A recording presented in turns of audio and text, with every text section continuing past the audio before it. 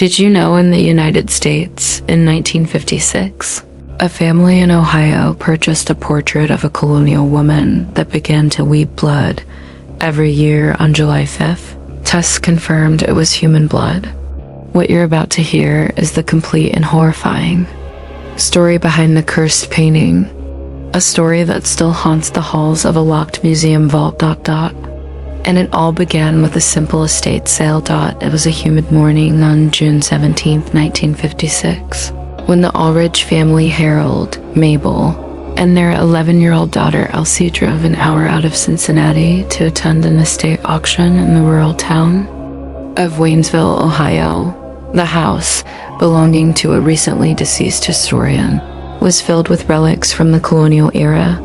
Among the dusty shelves and cracked furniture, Mabel was drawn to a painting resting on the floor, propped behind an antique chest.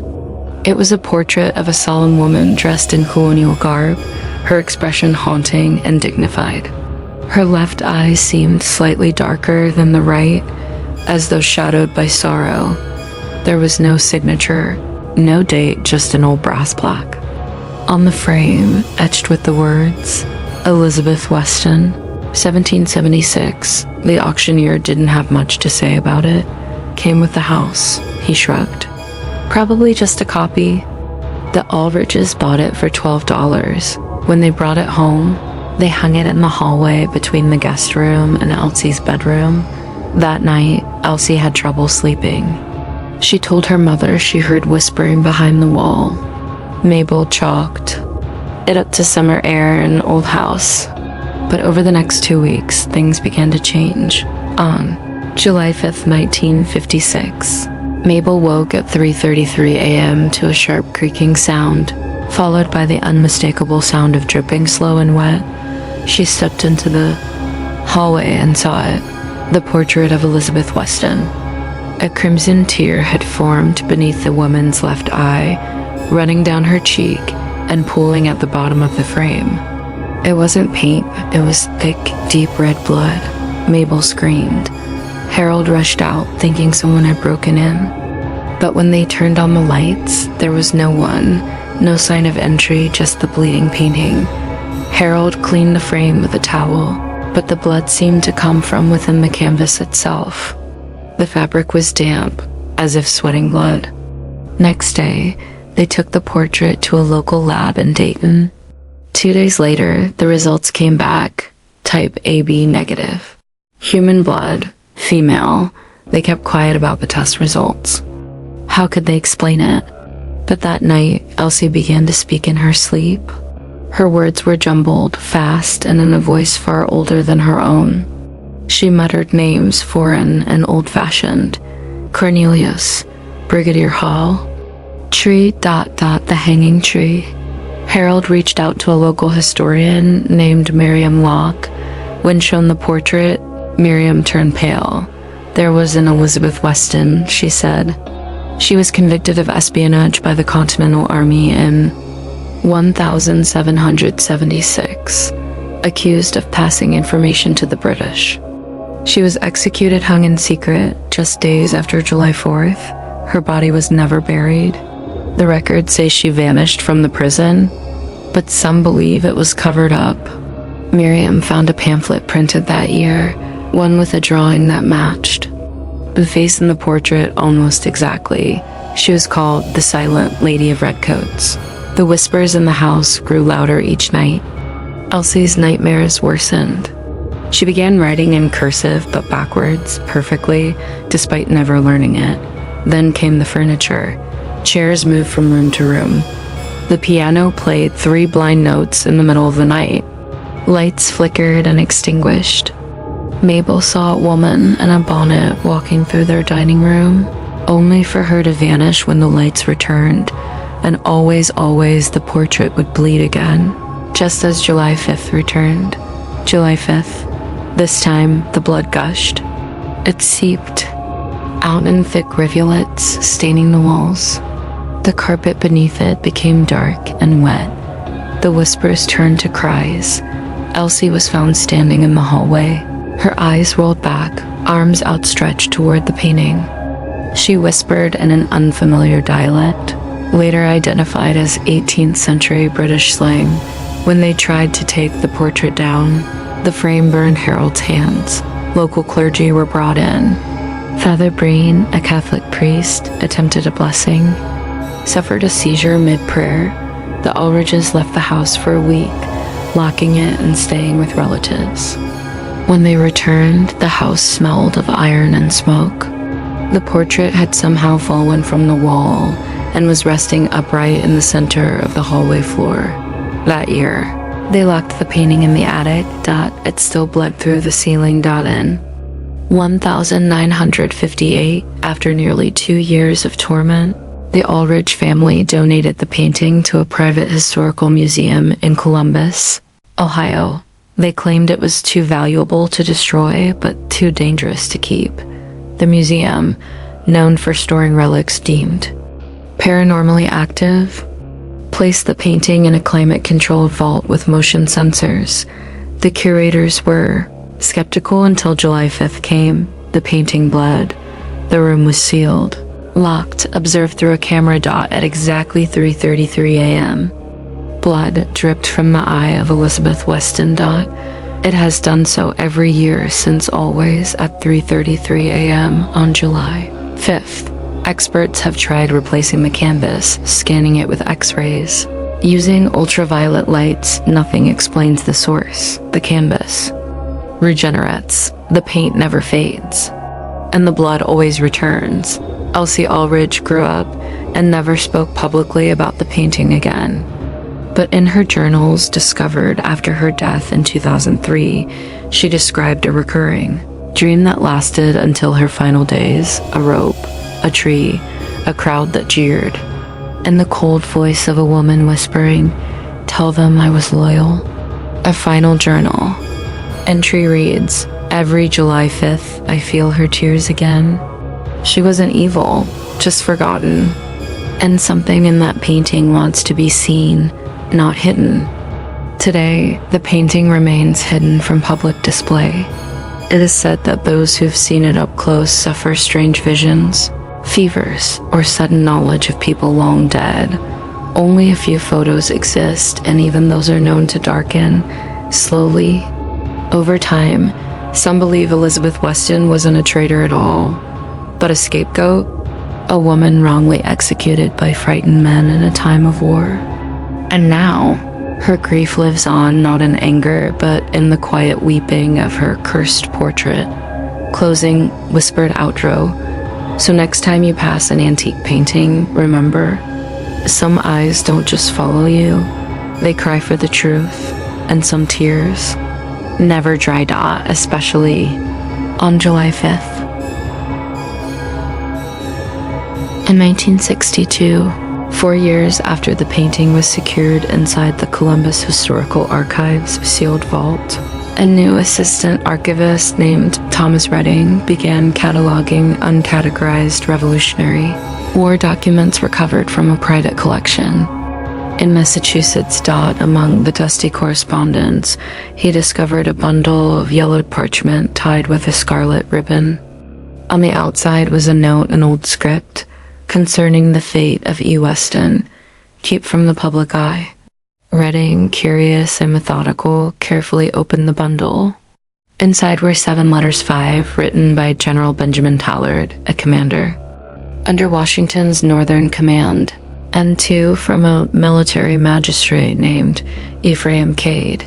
The letters described a secret court held on July 4th, 1776, not to celebrate independence, but to try and execute Elizabeth Weston. Cade's letter claimed she'd been found passing information to loyalists, but the evidence was circumstantial. Tallard wrote, "She speaks with conviction, but no fear. She claims no allegiance, only loyalty to truth. I find her unsettling. Her gaze feels ancient, even prophetic." In a final letter, Cade admits there was dissent among the judges. The vote was 4-3.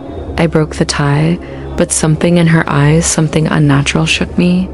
That letter was dated July 5th, 1776, the day of Elizabeth's execution. The exact time 3:33 a.m., Redding submitted the letters to his superiors. They were never returned. He went missing that same summer. All they found was his shoes and a torn page of a journal in the museum basement. Scrawled in red ink were the words, "She showed me the rope from the other side." In 1974, a paranormal research group from Boston contacted the museum with an unusual request to observe the painting in person during the Bleed Against policy. The museum agreed on the condition that only one observer be allowed, behind reinforced glass. The volunteer was a parapsychologist named Dr. Judith Marsh. She prepared for months, bringing EMF monitors, infrared cameras, and a notebook bound with black leather. July 5th came. At exactly 3:33 a.m., as always, the blood appeared slow, like a single tear, but Dr. Marsh reported something unprecedented. According to the audio logs retrieved from her recorder, she began whispering mid-observation, at first in English. Then, in an unrecognizable language, a male voice was heard in the room, though no one else was inside. Then the glass cracked. Not shattered, just a clean single fracture. Running from the eye of the portrait to Dr. Marsh's seat, she was found slumped over, unconscious, her right hand clutching her notebook. Inside were frantic scribbles. "The tree is not a tree. It's her prison. Each year, she returns for her body. She was never buried. That's why she cries."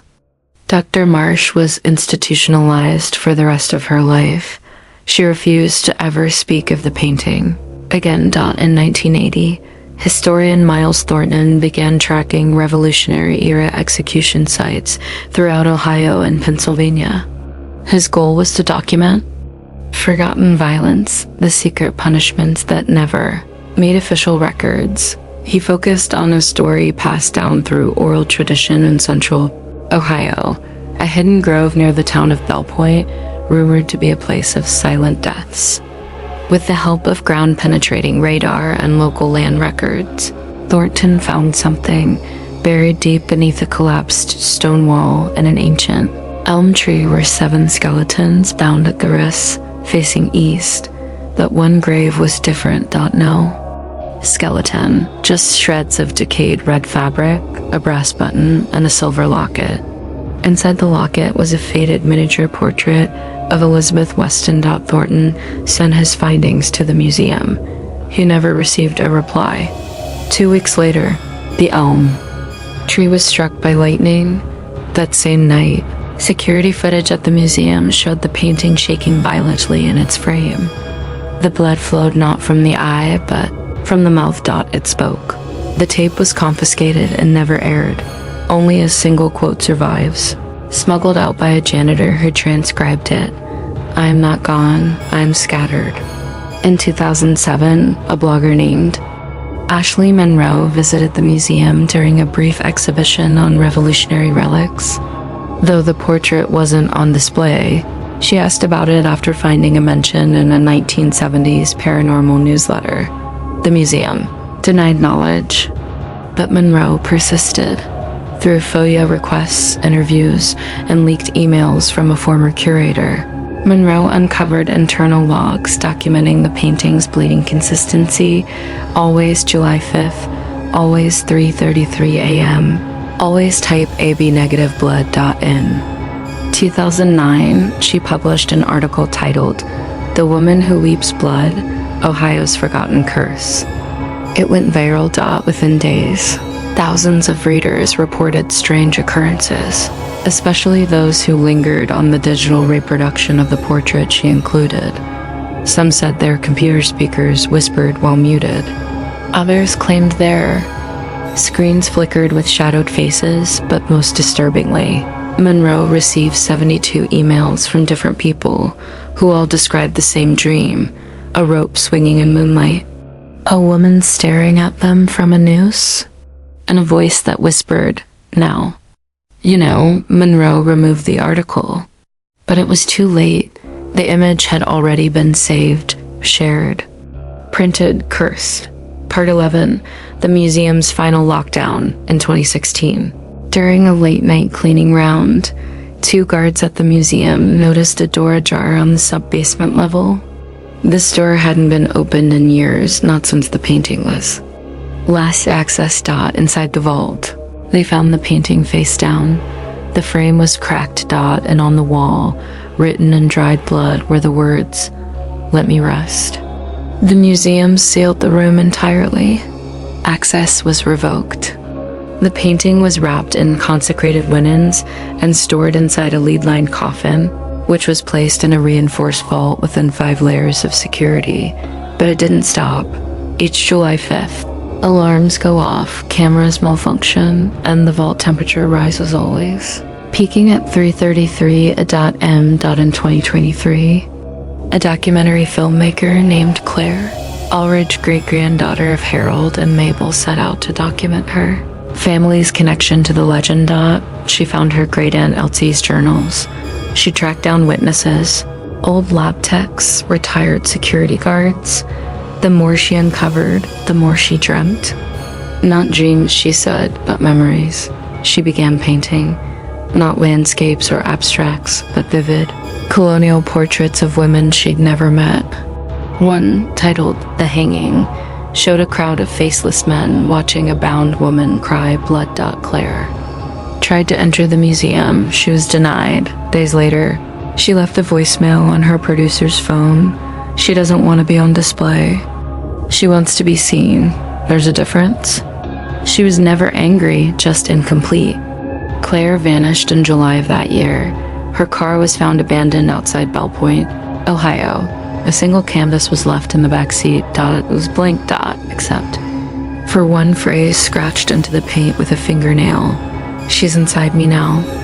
A private spiritualist, hired by the museum anonymously, claimed to have contacted the entity within the painting. The session was never officially recorded, but notes were leaked. According to the medium, the spirit does not identify as Elizabeth Weston, but as something older that woke inside her during her trial. A being that witnessed betrayal, injustice, and the sacrifice of the innocent. It bleeds to remember. It whispers to restore. And it paints its vengeance in tears. Now that you've heard the story, you may notice subtle things. A ticking clock at 3:33 a.m., a reflection that doesn't move with you, a whisper behind glass. Some say simply knowing the story marks you. Others say the portrait is not just a painting, but a window, one that once opened, never closes. If you ever come across a colonial portrait of a woman with sorrow in her eyes, do not touch it. Do not stare too long. And whatever you do, do not be near it on July 5th, because the blood is not paint. The whisper is not wind, and the eyes are not asleep. They are waiting.